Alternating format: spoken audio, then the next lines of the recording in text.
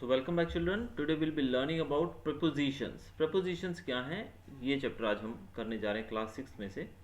तो prepositions they are very important while forming a sentence. तो sentence formation के समय ये बहुत ही इंपॉर्टेंट है हमारे लिए।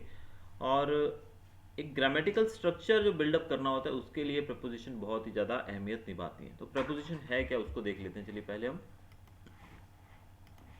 A preposition is a word which is usually placed before a noun or a pronoun and indicate the connection between two or more words.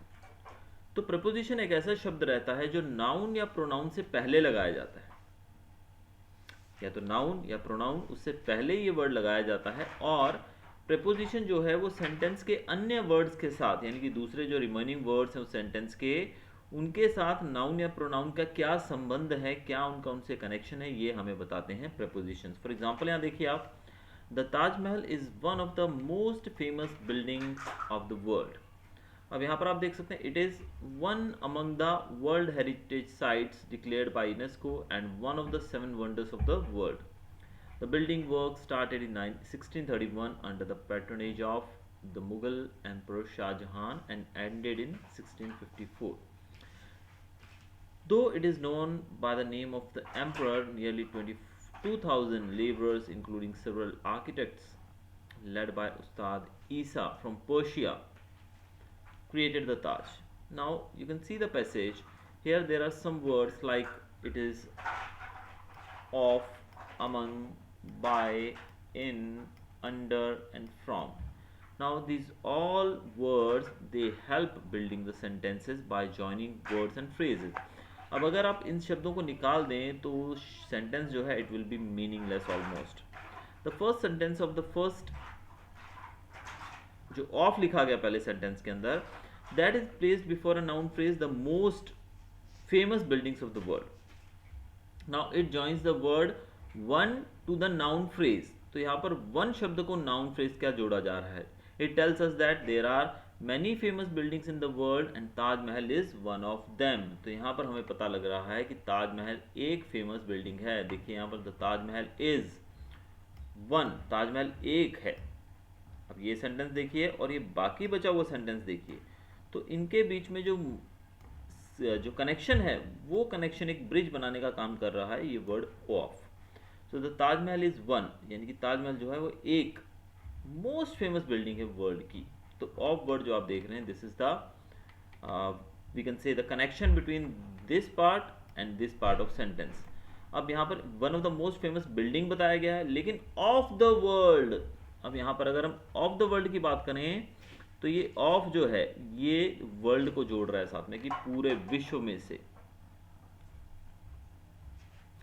दूसरे sentence की बात करें, among in the second sentence tells us about the position of this building in relation to other famous buildings of the world. It is one among the world heritage sites. अब यहाँ पर आप देखिए, it is one among, among यहाँ पर जो है ये हमें बताता है कि इट इज़, यानी कि हम बात कर रहे हैं ताजमहल की, और ताजमहल का रिलेशन इन्होंने बताया हमें वर्ल्ड हेरिटेज साइट डिक्लेयर किया गया बाय यूनेस्को।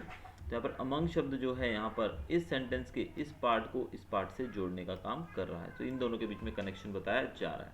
तो इसी तरीके से रिमेनिंग सेंटेंसेस के अंदर भी जो भी आप वर्ड्स देख रहे हैं, ये सब जो हैं, ये सब जो वर्ड्स हैं ये हमें एक दूसरे के साथ मीनिंग्स जो है उस सेंटेंस के, यानी कि कनेक्शन बताते हैं कि ये पार्ट जो है वो दूसरे से किस प्रकार जुड़ा हुआ है। नाउ बाय, ये सारे जो वर्ड्स हमने देखे, of, among, by, in, under and from, these link different words of in each sentence in the passage. तो ये सब जो है सेंटेंस के अलग अलग वर्ड्स के साथ, वर्ड को साथ में जोड़ के उस सेंटेंस के मीनिंग को कंप्लीट करते हैं। So these words are called prepositions. And the word preposition, इसका मतलब क्या होता है, दैट इज प्री। प्री मतलब पहले, पोजिशन मतलब उसकी पोजिशन, यानी कि उसको रखा जाना। तो पोजिशन बिफोर अ नाउन और अ प्रोनाउन, यानी कि किसी भी नाउन या प्रोनाउन से जो वर्ड रखा जाता है पहले, उसे प्रीपोजिशन कहा जाता है। देखिए नाम ही यहाँ से पता लग रहा है, प्री मतलब पहले, पोजीशन मतलब यानी कि जिसकी पोजीशन, जिसको रखा जाए थोड़ा पहले, उसको कहते हैं प्रीपोजिशन। तो यहाँ पर काफ़ी सारे हमारे पास सेंटेंसेस कुछ दिए गए हैं। Identify the preposition in the following sentences. तो पहला क्वेश्चन है identify the preposition in this sentence. अब हमें क्या करना है, आइडेंटिफाई द प्रीपोजिशन, यानी कि प्रीपोजिशन को आइडेंटिफाई करो। लेकिन इन दिस सेंटेंस, अब यहाँ पर इन वर्ड जो है वो इन दोनों के बीच में हमें संबंध बता रहा है. This will take just a minute of your time. This will take just a minute, ये सिर्फ 1 मिनट लेगा. किसका 1 मिनट लेगा? Of your time. तो यहाँ पर ये जो ऑफ है ये हमें प्रपोजिशन के तौर पे बताता है. तो बाकी सेंटेंसेस आप सॉल्व कर सकते हैं easily. Now will be learning about the types of preposition. तो प्रीपोजिशन के प्रकार कौन कौन से हैं वो देखेंगे. प्रीपोजिशन जो है वो होता है एक तो place, preposition of place, then it will be of time, and third one is of direction. तो पहले की बात करें प्लेस की. अब वो इन हो गया, at, on, above, between, below, over, cross, ये शब्द जो हैं ये हमें प्लेस के बारे में बताते हैं. जैसे कि प्रपोजिशन, जैसे where he is living in the house, in आ गया. At the bungalow, at the railway station, etcetera. Then below the bridge, over the bridge, across the river, यानी कि जगह पता लगती है हमें इससे. वैसे ही टाइम की बात की जाए तो टाइम वाले में at, on, in, by, until, till, during, for, ये सब टाइम में भी आता है. यहाँ देखिए इन और एट भी इसमें आता है. जैसे कि इन द इवनिंग, तो समय पता लग रहा है. एट नाइट, यानी कि ये भी समय बता रहा है. During the day time, for 2 hours, etcetera. Direction, to, into, towards, onwards, onto, through, along, cross and over, ये हमें डायरेक्शन के बारे में बताते हैं. Taj Mahal is to the east of Yamuna, whatever it is. तो यहाँ पर टू जो है वो हमें डायरेक्शन बताता है कि कौन सी डायरेक्शन में है. अब हम पहला जो है इसका टॉपिक प्रीपोजिशन ऑफ प्लेस उसको देखेंगे थोड़ा डिटेल में. Now we'll be reading these sentences. The teacher is still in the classroom. A shop is located at the corner of the street. Jatin and Rizwan met on a bus. अब यहाँ पर आप देख रहे हैं तीनों मैंने अंडरलाइन किए जो हैं वर्ड्स, इन, एट और on. They tell us about the location. हम लोकेशन के बारे में बताते हैं कि टीचर कहाँ पर है, क्लासरूम में है. हमारी शॉप कहाँ पर है, at the corner of the street. और जतिन और रिजवान कहाँ मिले थे, ऑन अ बस, वो दोनों बस पे मिले थे. तो ये हमें तीनों ही उनकी पोजीशन के बारे में, उनकी प्लेस के बारे में बताते हैं. इसीलिए इनको प्रीपोजिशंस ऑफ प्लेस भी कहा जाता है. The following chart shows some prepositions of place and their meaning. अब यहाँ पर कुछ प्रीपोजिशन जो है उनके मीनिंग्स और उनकी प्लेस के बारे में पता लगेगा हमको. चलिए पहला देखते हैं हम लोग. इनकी बात करें, use to mean the location of a thing और person inside a limited area, room और बिल्डिंग. यानी कि कोई छोटी जगह है, लिमिटेड एरिया है, वहाँ पर हम इनका यूज़ करते हैं. जैसे कि it may be A limited area, यानी इन द रूम. फिर इन द बिल्डिंग, बिल्डिंग के अंदर, एंड इन द कंट्री. तो ये तीनों ही चीज़ें एक मतलब लिमिटेड स्पेस होगा. इन द कंट्री, कंट्री भी एक स्पेस तो लिमिटेड हो गई, हमें पता लग गया कि इस कंट्री के अंदर, यानी कि उसकी स्पेस हमको पता लग गई है. तो जब इस तरह की जो हम अगर प्रॉपर स्पेस का हमें पता हो तो वहाँ पे हम इनका यूज़ करते हैं. Now use to indicate a particular point, meeting place. जब हम किसी पर्टिकुलर पॉइंट की बात करते हैं तब हम यूज़ करते हैं एट का. जैसे कि the ball is eight the centre of the circle, यानी कि हम पर्टिकुलर सर्कल के सेंटर की बात कर रहे हैं. At the centre. I meet you at the shop, यानी कि उस शॉप के अंदर, यानी उस शॉप में, पर्टिकुलर शॉप में. तो यहाँ पर हम एट लगाते हैं. अब बात करते हैं ऑन की. Use for a point on a line और सरफेस, पब्लिक ट्रांसपोर्ट एट्सेट्रा. जैसे कि the box is on the way, यानी कि ये आपका जो आने का यहाँ से शुरू होना था वो और यहाँ तक पहुँचना था, तो ये उसी लाइन के ऊपर है, यानी कि ऑन द वे है. The box is on the table, ये टेबल है और टेबल के ऊपर है, यानी कि इस टेबल के ऊपर है वो बॉक्स. अबव का यूज़ कहाँ किया जाता है, use to mean at a level higher than something, यानी कि किसी से ऊपर की चीज़ के बारे में बात की जाए. जैसे कि the orange ball is above the white ball. Above मतलब उसके ऊपर, तो it is over the above the white ball. Orange ball जो है उसके ऊपर है. अंडर की बात करें, अंडर का यूज़ किया जाता है बिलो समथिंग, किसी चीज़ को नीचे बताने की. जैसे कि the ball is under the box, यानी कि वो नीचे है किसी चीज़ के, तो उसको हम कहते हैं under the box. Under use करेंगे वहाँ पर. Next will be seeing about below. अब यहाँ पर देखिए ये नीचे हो गया बिलो समथिंग, अब यहाँ पर लोअर देन समथिंग यानी कि लोअर उसकी पोजीशन में, देखिए अंडर का मतलब होता है नीचे, लोअर मतलब दूसरे से कंपैरेटिवली नीचे। अब अंडर द टेबल, हम बिलो द टेबल नहीं बोलेंगे क्योंकि बिलो द टेबल नहीं चलेगा, बिकॉज वो टेबल के नीचे है, टेबल के मुकाबले नीचे नहीं है, लेकिन वो टेबल के ही नीचे है।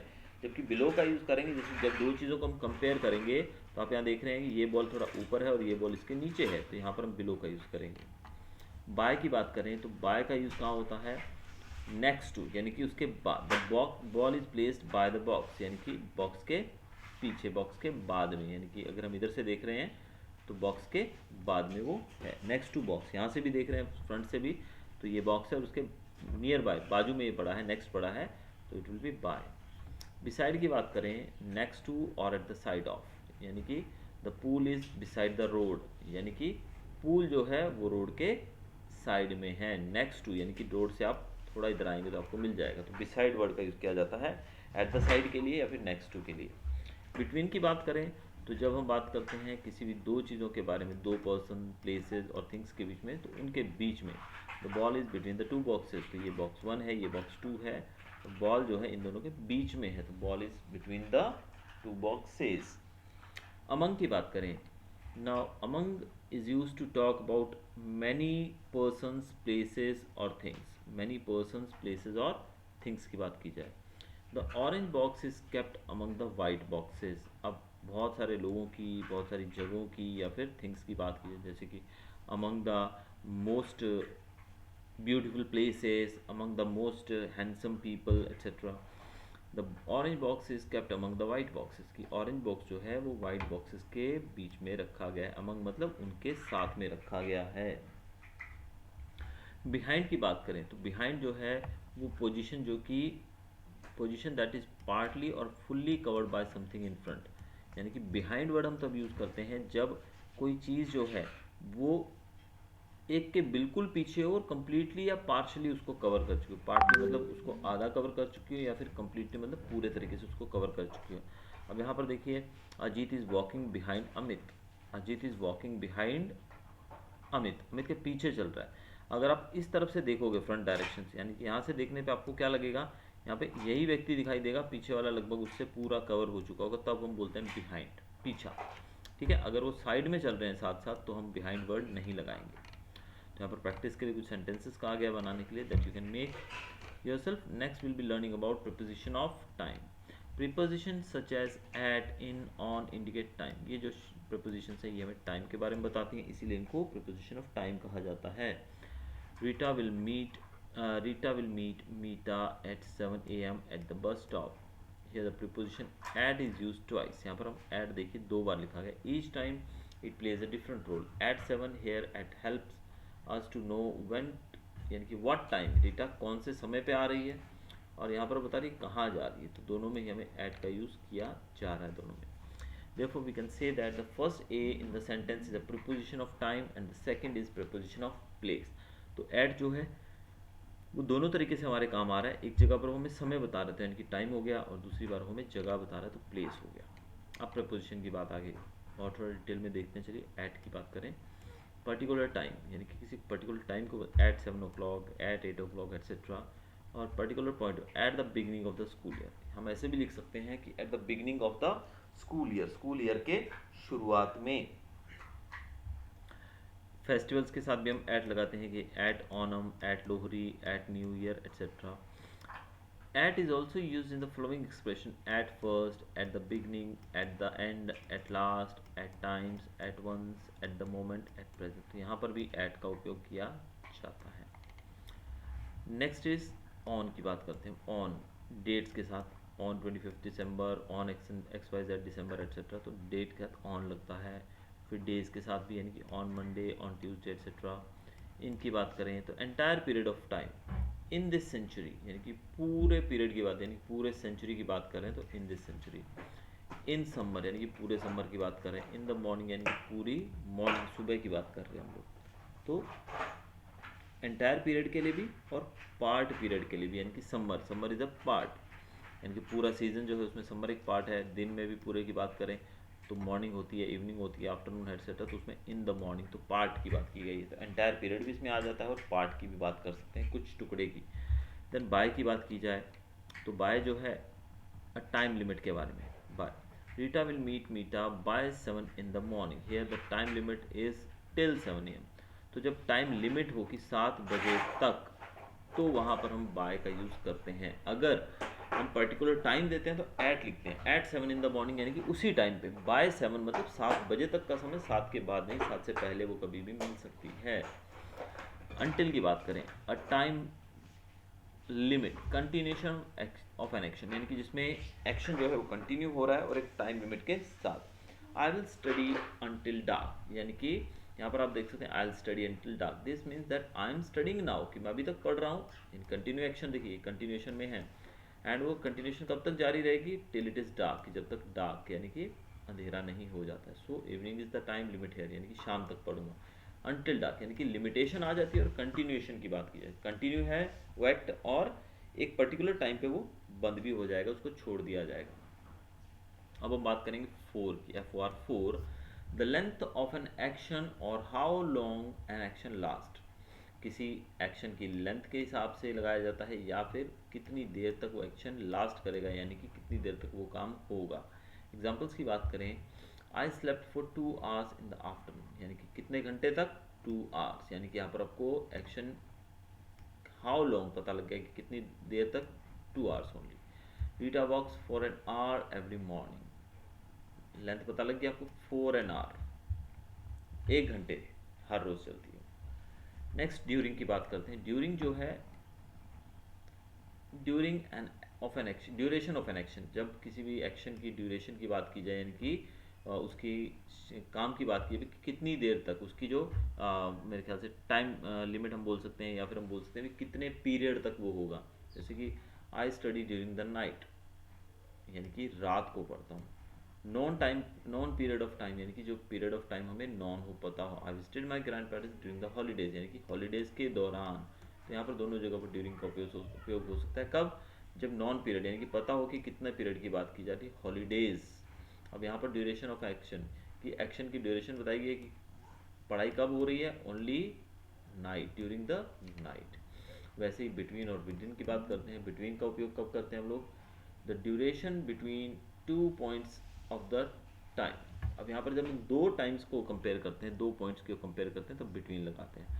I am available between 5:30 and 6 in the evening, यानी कि मैं 5:30 से 6, यानी कि 2 टाइम्स हैं, उनके बीच में मैं अवेलेबल हूँ, यानी कि इन दोनों के बीच में अवेलेबल हूँ मैं। तो यहाँ पर ड्यूरेशन बताई गई है 2 के बीच में। विदिन की बात करें, before the end of a certain period, within लगाते हैं किसी भी पर्टिकुलर पीरियड के एंड होने से पहले के लिए। The work should be done with in 3 days, यानी कि 3 दिन के भीतर ये काम हो जाना चाहिए, 3 दिन के अंदर, 3 दिन खत्म होने से पहले ये काम हो जाना चाहिए। Now here in this passage you have to use the suitable words. तो ये सुटेबल वर्ड जो हमने अभी तक पढ़े हैं, उनमें से कोई भी वर्ड आप यहाँ पर डालकर इसको पूरा कर सकते हैं। तो अब चलते हैं हमारे लास्ट टॉपिक की तरफ, वो है प्रीपोजिशन ऑफ डायरेक्शन। नाउ यहाँ पर आप देखिए, I am going to school now, the earth goes round the sun, the army is heading towards Kargil, I am going to school now. तो यहाँ पर आप देख रहे हैं प्रीपोजिशंस जो हैं टू, राउंड और टूवर्ड्स, ये हमें डायरेक्शन बताते हैं कि मैं किस तरफ जा रहा हूँ, मैं स्कूल जा रहा हूँ। राउंड द सन, सन के चारों तरफ, टूवर्ड्स कारगिल, कारगिल की तरफ। तो ऐसे शब्द जो हमें डायरेक्शन बताते हैं, या फिर हमें मूवमेंट बताते हैं किसी व्यक्ति का या किसी चीज़ का, उसको हम कहते हैं प्रीपोजिशन ऑफ डायरेक्शन। अब इसमें फर्स्ट हम देखेंगे टू। टू हमें डायरेक्शन बताता है। I am going to school now, school जा रहा हूँ, टू, यानी कि डायरेक्शन बता दिया सीधा सीधा। यहाँ पर इनटू की बात करें तो वो भी यही बताता है, डायरेक्शन और डेस्टिनेशंस के बारे में, यानी कि हमारी डेस्टिनेशन जहाँ पर हमको पहुँचना है वहाँ। The boy walks into the class, boy class में आया, यानी कि उसकी डायरेक्शन पता लगी कि वो क्लास के अंदर आया, या फिर वॉक्स इनटू द क्लास, उसकी डेस्टिनेशन हमको पता लग गई है कि वो क्लास के अंदर आ चुका है। टूवर्ड्स की बात करें, अ स्पेसिफिक डायरेक्शन, जब हम एक किसी पर्टिकुलर डायरेक्शन की बात करते हैं तो टूवर्ड्स का यूज़ करते हैं। The boy is walking towards the school, the boy is walking towards the school, यानी उसकी डायरेक्शन हमें पता लग गई है, he is not walking to school, he is walking towards the school, school की तरफ जा रहा है।